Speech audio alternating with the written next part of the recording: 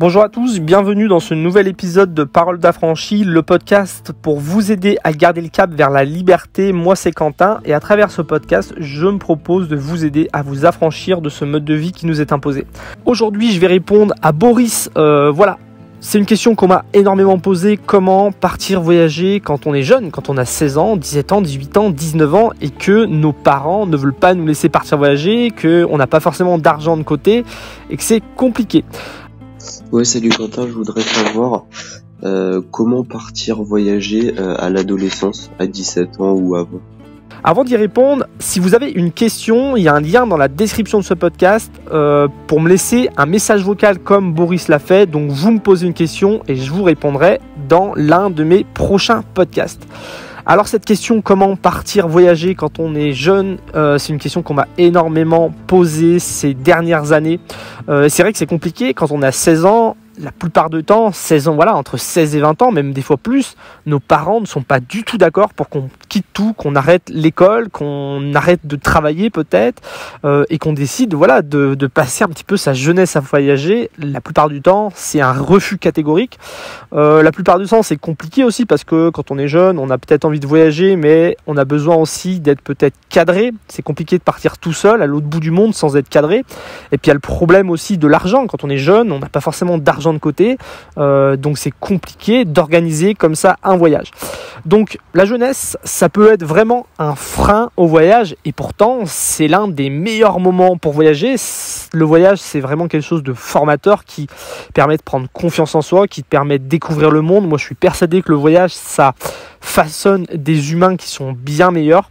Et il existe une solution. Cette solution, c'est quoi? C'est le service civique. Si je vous parle de cette solution, si je te parle de cette solution, Boris, c'est parce que moi, j'ai l'un de mes proches, mon petit frère, qui est parti il y a quelques années grâce au service civique. Il avait envie de voyager depuis toujours, mais voilà, c'était compliqué de partir seul comme ça. C'était compliqué niveau argent aussi. Et du coup, il a fait une mission de service civique. Il est parti au Togo pendant 6 ou 1 an. Je crois que c'était 1 an. Et c'est l'un de ses meilleurs souvenirs. C'est une super expérience de vie. Il en est revenu grandi. Vraiment, toute sa famille, on a tous pu voir la différence entre le avant et le après. Il a fait des magnifiques rencontres là-bas. Et c'est quelque chose qui a été très bénéfique pour lui. Et moi, j'ai rencontré beaucoup de gens en voyageant qui étaient partis la première fois grâce au service civique et qui avaient adoré cette expérience-là et qui avaient même trouvé des fois leur vocation, trouvé un sens à leur vie grâce au service civique. Alors, le service civique, c'est quoi? C'est un service de l'État qui permet à des jeunes entre 16 ans et 25 ans de partir faire une mission civique. Donc, c'est pour les jeunes entre 16 ans et 25 ans, ça permet de partir entre 6 mois et 12 mois. Donc c'est quand même une grande expérience et ça se passe en France ou à l'étranger. Donc il y a pas mal de secteurs d'activité, on peut dire. Il y a la culture, le loisir, les actions humanitaires, l'éducation, l'environnement. On peut aussi faire des interventions d'urgence en cas de crise dans certains pays. Il y a la santé, la solidarité. Donc voilà, c'est vraiment des choses où on va être utile, où on va se sentir utile, où on va apprendre des choses, on va rencontrer des gens.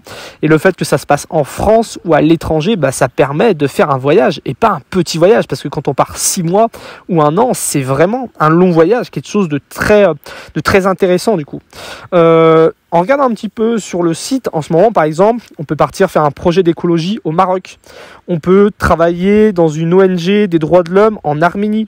On peut accompagner les enfants à Madagascar. Donc voilà, il y a beaucoup de choses à faire, beaucoup de destinations différentes. Pour quelqu'un qui sent l'âme d'un aventurier, on peut partir loin. Quelqu'un qui n'a pas beaucoup confiance en lui, qui voudrait peut-être sortir un peu de sa zone de confort, bouger un petit peu pour une première expérience, on peut partir en France aussi.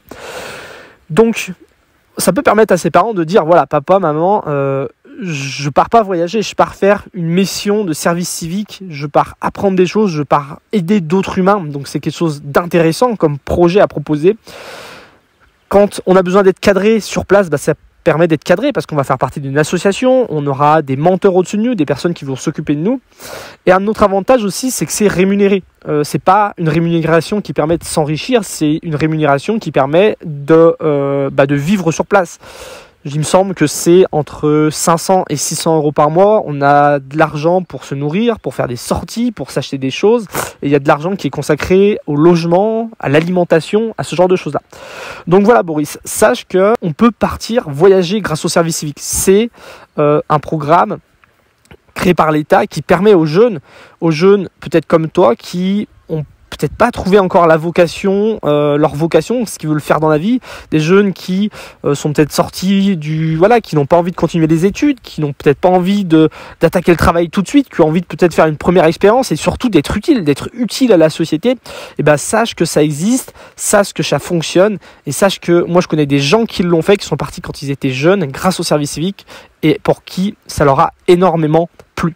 Donc je mettrai les liens dans la description de ce podcast pour ceux qui ça intéresse, ceux qui veulent partir grâce au service civique.